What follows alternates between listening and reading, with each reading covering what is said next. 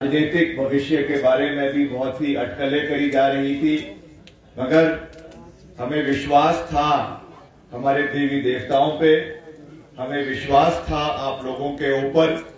और मैं धन्यवाद करना चाहूंगा सिराज क्षेत्र की प्रबुद्ध जनता का, जिन्होंने इस विपरीत परिस्थितियों में भी करीबन 19,000 वोट जो है वो कांग्रेस पार्टी के पक्ष में किए और श्रीमती प्रतिभा सिंह जो है वो मंडी से विजय हुई और एक इतिहास जो है वो रचा गया और फिर वो प्रदेश कांग्रेस कमेटी की अध्यक्षा नियुक्त की गई। और आज एक निर्णायक लड़ाई हमने आने वाले समय के लिए, प्रदेश के भविष्य के लिए लड़नी है। यहाँ के बाद में के बारे में, समाज विधानसभा क्षेत्र के बारे में, इस इलाके के बारे में बहुत सी बातें यहाँ पे की गई। आप जानते हैं ये इलाका आज माननीय मुख्यमंत्री श्री जयराम ठाकुर जी इस इलाके का नेतृत्व कर रहे हैं। ये इस इलाके के लिए बहुत गर्व की बात है। मगर जो बातें यहाँ पे श्री ठाकुर चेतराम जी ने रखी हैं, उनके ऊपर भी हमें बहुत गौर से जो है वो उसके ऊपर गौर फरमाने की आवश्यकता है। क्या ऐसा है कि इस इलाके की, इस विधानसभा क्षेत्र की हर पंचायत में, हर इलाके में समान विकास हुआ है कि नहीं हुआ है? ये आज एक बहुत बड़ा प्रश्न चिन्ह है। और ये जो ठेकेदारों की प्रथा की बात कर रहे हैं, ये ठाकुर साहब, ये केवल इस निर्वाचन क्षेत्र तक ये चीज सीमित नहीं है। मुझे दुख है ये कहते हुए, और हमने तो पिछले कल शिमला में भी ये बात कही कि ऐसा अगर कोई वर्ग इस सरकार का है जो खुले रूप से इस सरकार का समर्थन करेगा इस चुनाव में, ना महिलाएं करेगी, ना कर्मचारी करेंगे, ना बेरोजगार युवा करेंगे, ना बागवान करेंगे, ना किसान करेंगे। एक वर्ग जो इस सरकार का समर्थन करेंगे वो केवल इनके जो आगे पीछे घूमने वाले, गणेश परिक्रमा करने वाले ठेकेदार हैं, जिनकी जेबें इन्होंने गर्म करी है। केवल वो वर्ग है जो इस सरकार का समर्थन इन चुनावों में करेगा। और वो पैसा जो ये लगा रहे हैं, ये ठीक कहा इन्होंने, वो किसी का, ठेकेदारों का घर का पैसा नहीं है, वो जनता का पैसा है, जिसका आप दुरुपयोग आज प्रदेश के अंदर देख रहे हैं। जिस तरीके से अभी आप देख रहे हैं पूरे प्रदेश के अंदर आजादी महोत्सव के कार्यक्रम चलाए जा रहे हैं। मैं पूछना चाहता हूं माननीय मुख्यमंत्री श्री जयराम ठाकुर जी से कि क्या आजादी में केवल भारतीय जनता पार्टी के नेताओं का ही योगदान था? आप हमें ऐसा एक नेता बता दीजिए उस समय का, भारतीय जनता पार्टी का, या उस समय तो भाजपा थी भी नहीं, जनसंघ का, जिन्होंने आजादी के लिए अपनी जान दी, अपनी जान की कुर्बानी दी। एक ऐसे व्यक्ति का नाम हमें बता दीजिए। अच्छी बात है आप आज आजादी का महोत्सव मना रहे हैं, बहुत अच्छी बात है। हालांकि भाजपा की उसमें कोई भागीदारी नहीं थी। कांग्रेस पार्टी के नेताओं ने, स्वतंत्रता सेनानियों ने सालों के साल काल खोटरी में बिताकर, काला पानी में बिताकर आजादी दिलवाई। आप आजादी का महोत्सव प्रदेश के अंदर मना रहे हैं, बहुत अच्छी बात है, मगर कम से कम उन स्वतंत्रता सेनानियों के परिवारों को तो याद करें।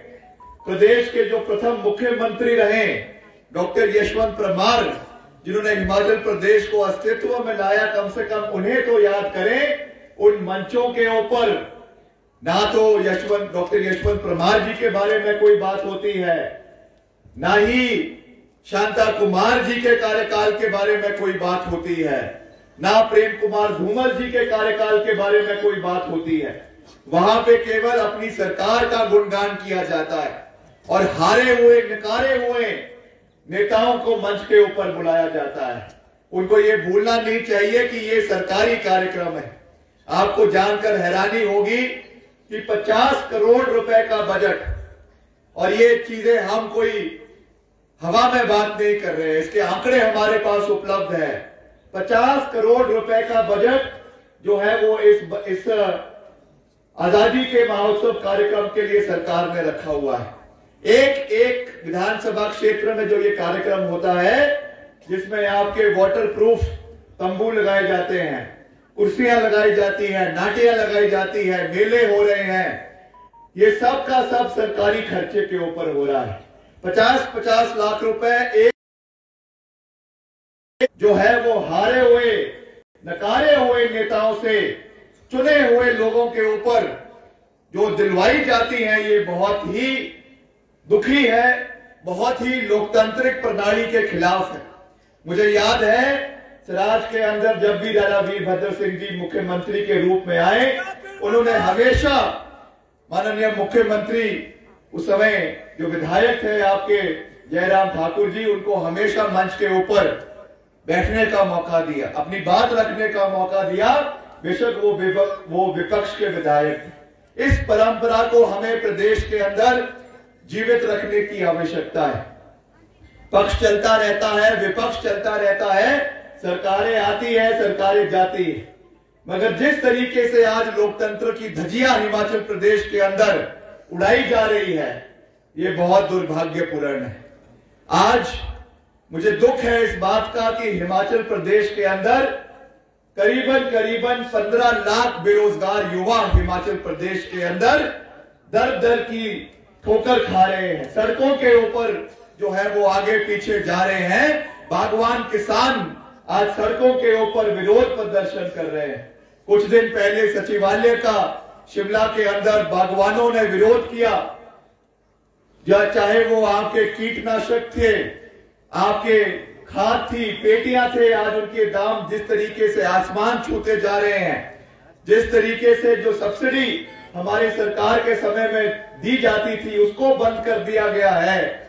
और कर्मचारी जो हमारे प्रदेश की रीढ़ की हड्डी है, जिनके लिए समय समय पर कांग्रेस पार्टी की सरकार ने निर्णायक कदम उठाए, एसएमसी पॉलिसी प्रदेश के अंदर दूर दराज के इलाकों में शिक्षकों को पहुंचाने के लिए वीरभद्र सिंह जी लेकर आए।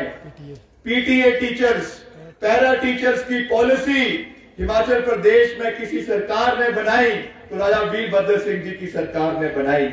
और वैसे ही हमारे जो अनुबंध कर्मचारी है, उनके लिए प्रदेश के अंदर अगर पॉलिसी बनाई, उनका अनुबंध काल 8 साल से 6 साल, फिर 5 साल, फिर 3 साल किया, राजा वीरभद्र सिंह जी की सरकार ने किया। कितनी बार आज कर्मचारियों ने माननीय मुख्यमंत्री महोदय के पास जो है वो अपनी गुहार लगाई, विधानसभा के अंदर अपनी गुहार लगाई। ओल्ड पेंशन स्कीम, कर्मचारियों ने ओल्ड पेंशन स्कीम की बहाली के लिए अपनी आवाज उठाई। मुख्यमंत्री जी जहां उनकी बात को सुनना चाहिए था, सहानुभूति रखनी चाहिए थी, उस कुर्सी पे बैठकर आपको जनता की आवाज को सुनना चाहिए था, मगर आप विधानसभा के अंदर जिस तरीके से व्यंग किया गया कि अगर कर्मचारियों को पेंशन चाहिए तो वो अपने नौकरी से इस्तीफा देकर चुनाव लड़े, विधायक बने और उनको पेंशन लग जाएगी। क्या ये एक मुख्यमंत्री जी इस तरीके की भाषा का उपयोग अपने कर्मचारियों के लिए प्रदेश में करे? क्या ये शोभनीय है? हम उनका बहुत मान सम्मान करते हैं। यहाँ के विधायक है, प्रदेश के माननीय मुख्यमंत्री है, हमारा व्यक्तिगत रूप से उनसे कोई बैर नहीं है, मगर ठीक कहा ठाकुर जयराम जी ने, ठाकुर चेतराम जी ने, कि जिस तरीके से प्रदेश के अंदर जो विकास होना चाहिए, एक दूरदर्शी सोच होनी चाहिए थी, एक पकड़ प्रशासन के ऊपर होनी चाहिए थी। अनफॉर्चुनेटली दुख के साथ मुझे ये कहना पड़ रहा है कि वो पकड़ मुख्यमंत्री जी की अपनी सरकार के ऊपर, सरकार के अधिकारियों के ऊपर, प्रशासन के ऊपर आज तक 5 साल बीत चुके हैं, मगर वो पकड़ हमको देखने को नहीं मिली। आप रोज देखिए, रोज कोई ना कोई चीज अखबार में आ जाती है। पिछले कल आपकी प्रदेश की additional chief secretary Shrimati Nisha Singh ji, जो पूर्व में मुख्य सचिव रहे, उनकी धर्मपत्नी और खुद एक वरिष्ठ IAS अधिकारी हैं, उन्होंने एक ओपन चिट्ठी लिखी। प्रदेश के इतिहास में पहली बार ऐसा हुआ कि एक ओपन चिट्ठी, एक ओपन पत्र प्रदेश का वरिष्ठ अधिकारी राज्यपाल को लिख रहा है कि मुझे दुख है ये देखते हुए, ये कहते हुए कि प्रदेश के मुख्यमंत्री की उनके अधिकारियों के ऊपर कोई पकड़ नहीं है। मुझे दुख है ये कहते हुए कि जो उनके एडवाइजर, उनके ओएसडी जो अनएजुकेटेड है, अंडर एजुकेटेड है, अनक्वालिफाइड है, अंडर क्वालिफाइड है, उनकी एडवाइस के ऊपर ऐसे ऐसे लोगों को तवज्जो सरकार के अंदर दिया जा रहा है जिससे पूरी सरकार का बेड़ा गर्क हो चुका है। रोज सुबह निर्णय लिए जाते हैं, शाम को वो निर्णय वापस ले लिए जाते हैं। जैसा मैंने कहा, मुझे उनसे कोई व्यक्तिगत बैर नहीं है। मैं व्यक्तिगत रूप से उनका बहुत मान सम्मान करता हूं। पहाड़ी क्षेत्र के हमारे साथी हैं, मैं उनका दिल से बहुत मान सम्मान करता हूं। मगर जहां तक नीतियां हैं, पॉलिसीज है, गवर्नमेंट की फंक्शनिंग है, अगर उसके ऊपर हम आवाज नहीं उठाएंगे, हम विधानसभा के अंदर अगर हम प्रदेश की जनता की आवाज को बुलंद नहीं करेंगे, हमारे अनुबंध कर्मचारियों की आवाज को नहीं उठाएंगे, हमारे बागवान किसानों की आवाज को नहीं उठाएंगे, अगर हम अपने ओल्ड पेंशन स्कीम के कर्मचारियों की आवाज को नहीं उठाएंगे, तो कहीं ना कहीं हम अपनी जिम्मेवारियों पे खरा उतरते नजर नहीं आएंगे। इसलिए विपक्ष में रहते हुए ये हमारा दायित्व है। मुख्यमंत्री जी को कभी कभी बुरा लग जाता है कि ये हम पे टिक्का टिप्पणी क्यों कर रहे हैं। हम उन पे कोई व्यक्तिगत टिक्का टिप्पणी नहीं कर रहे हैं, उनकी सरकार पे, उनकी सरकार की पॉलिसीज पे टिक्का टिप्पणी करते हैं और ये हमारा अधिकार है, हमारा दायित्व है। इसको करने से हमें कोई नहीं रोक सकता। आज हम यहां पर ऐसे समय में आए हैं जब प्रदेश के अंदर बदलाव का लहर शुरू हो चुकी है। प्रदेश के अंदर एक नई सरकार बनने जा रही है और मैं दावे के साथ ये बात कह सकता हूं, हम कोई हवाई फायरिंग करने में विश्वास नहीं करते। मैं वीरभद्र सिंह जी की जो विचारधारा है उसको आगे ले जाने में विश्वास रखता हूं। सच का समर्थन करो, गलत का विरोध करो। जहां पे अच्छा कार्य सरकार कर रही है, कोई भी व्यक्ति कर रहा है, बेशक दूसरी विचारधारा का है, उसका समर्थन करो। मगर जहां पर कोई गलत कर रहा है, अन्याय हो रहा है, उसका डटकर विरोध करो और उसी सोच के साथ हम आज आगे बढ़ रहे हैं। मैं आपको ये विश्वास दिलाना चाहता हूं कि शायद इस इलाके में बैठकर आपको बाहर की पिक्चर थोड़ी कम दिखाई देती होगी, मगर मैं आपको पूरे दावे के साथ ये बात कह सकता हूं कि हिमाचल प्रदेश के अंदर सत्ता परिवर्तन होने जा रहा है। चाहे जितनी बड़ी बड़ी बातें जो है वो रिवाज बदलने की हो, मगर आज प्रदेश के बागवान, प्रदेश के किसान, प्रदेश के बेरोजगार युवा और प्रदेश के कर्मचारी सारे के सारे सरकार से दुखी है। कोई ऐसा वर्ग नहीं है जिसने विधानसभा का घेराव ना कराओ, सचिवालय का घेराव ना कराओ। और हमने अपने विजन डॉक्यूमेंट में 10 बड़ी गारंटियां प्रदेश को दी है। कोई ज्यादा बड़ी हमने अपना कोई जो हमारा घोषणा पत्र है कोई बहुत बड़ा नहीं, केवल 10 बड़ी गारंटियां हैं। जितने हमारे वरिष्ठ नेता हैं, हमारी प्रदेश अध्यक्षा श्रीमती प्रतिभा सिंह, हमारे नेता प्रतिपक्ष श्री मुकेश अग्निहोत्री जी, हमारे जो इंचार्ज है कांग्रेस पार्टी के राजीव शुक्ला जी, सब हम आपस में बैठे, गहन मंथन किया, विचार किया और प्रदेश की वित्तीय परिस्थिति को मद्देनजर रखते हुए हमने 10 गारंटियां, केवल 10 गारंटियां देने का निर्णय किया। और उसमें जो सबसे बड़ी बात हमने कही है कि जिस दिन कांग्रेस पार्टी की सरकार हिमाचल प्रदेश के अंदर बनेगी, जो कर्मचारियों का उत्पीड़न प्रदेश के अंदर हो रहा है, पहली कैबिनेट मीटिंग में जनवरी के महीने में कैबिनेट का पहला निर्णय प्रदेश के अंदर ओल्ड पेंशन स्कीम की बहाली करना का निर्णय हमने लिया है, जिसको हम पहली कैबिनेट मीटिंग के अंदर इंप्लीमेंट करेंगे। आज जो महंगाई चरम सीमा पे प्रदेश के अंदर पहुंची हुई है, आप जानते हैं, खास करके महिलाओं को जो दिन रात जब गैस का सिलेंडर लेना पड़ता है, शाम को जब तेल का तड़का लगाना पड़ता है, सरसों के तेल का, जो महंगाई उनको दिन प्रतिदिन बढ़ती महंगाई जो उनको दिख रही है, उसको मद्देनजर रखते हुए कांग्रेस पार्टी ने ये निर्णय लिया है।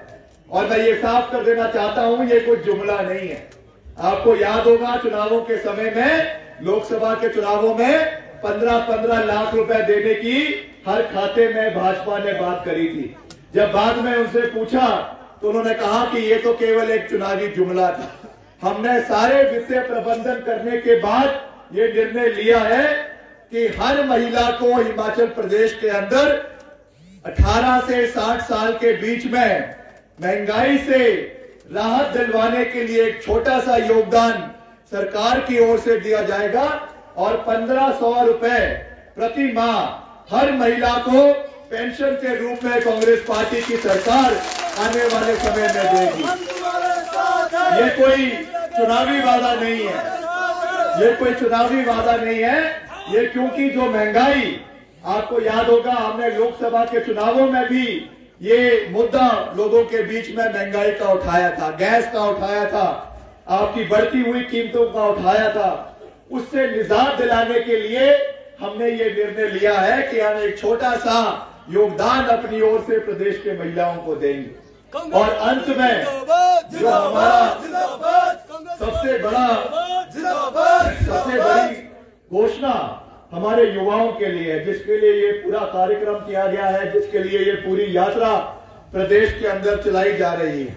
आज 15 लाख बेरोजगार युवा हिमाचल प्रदेश के अंदर है। आपको जानकर हैरानी होगी कि मुख्यमंत्री श्री जयराम ठाकुर जी ने विधानसभा के अंदर कहा था आज से 4 साल पहले, 5 साल पहले, कि जब वो नए नए मुख्यमंत्री बने थे कि हम 80,000 करोड़ रुपए का 80,000 करोड़ का निवेश हिमाचल प्रदेश के अंदर लेकर आ रहे हैं। और उन्होंने कहा कि हम करीबन जो है वो 2 लाख नौकरियां हिमाचल प्रदेश के अंदर पैदा करेंगे। हमने उनको बहुत बधाई दी कि आप एक बहुत अच्छा कार्य कर रहे हैं। आप ये जो निवेश, प्राइवेट इन्वेस्टमेंट लेकर आ रहे हैं, जिसके लिए आपको याद होगा धर्मशाला के अंदर एक बहुत बड़ा इन्वेस्टर मीट करवाई गई, बड़े बड़े उद्योगपतियों को वहां पे बुलाया गया। बीइंग फ्रॉम दी ऑपोजिशन, एक कांग्रेस का विधायक होने के नाते भी दलगत राजनीति से ऊपर उठकर हमने उनका समर्थन किया कि अच्छी बात है, चलो नई सरकार बनी है, नए मुख्यमंत्री बने हैं, युवा मुख्यमंत्री बने हैं। उस समय शायद 35-36 साल के थे, नहीं ज्यादा थे, शायद 40 साल के थे। तो आज जो यंग मुख्यमंत्री थे, तो हमने भी उनका समर्थन किया, क्योंकि मैं हमेशा हर चीज में निंदा करने में विश्वास नहीं रखता हूं। हमने उनका समर्थन किया कि अच्छा है, निवेश लेकर आ रहे हैं, प्रदेश के युवाओं को नौकरियां मिलेगी। 4 साल बीत गए भाइयों और बहनों, 4 साल। अभी इसी विधानसभा सत्र में हमने फिर से प्रश्न लगाया कि मुख्यमंत्री जी, आपने निवेश लेकर आए, आप कृपया बताने की कृपया करें कि कितना निवेश आया, कितना ग्राउंड ब्रेकिंग सेरेमनीज हुई प्रदेश के अंदर, कितनी नौकरियां मिली। कृपया करके एक व्हाइट पेपर आप लेकर आए विधानसभा के अंदर, ताकि हम लोगों को भी पता चले कि क्या हुआ 4 साल के अंदर। केवल 2 लाइन का जवाब आया, और ये मैं कोई यहां पे भरी सभा में ये बात कर रहा हूं और देवी देवताओं के बीच में कर रहा हूं। मैं हमेशा आंकड़ों पे बात करने में विश्वास रखता हूं। भरी विधानसभा के अंदर 2 लाइनों का जवाब आया कि कोविड काल प्रदेश के अंदर चला हुआ था, इसलिए इसकी जवाबदेही सरकार की नहीं बनती, क्योंकि इस कोविड काल में कोई निवेश नहीं आया और इसका जवाब देने के लिए सरकार असमर्थ है। 4.5 साल बाद अगर विपक्ष ये प्रश्न उनसे पूछ रहा है और सरकार ये जवाब दे रही है कि हम जवाब देने में असमर्थ है, तो मैं समझता हूं कि ये हिमाचल प्रदेश के हित के लिए सही चीज नहीं है।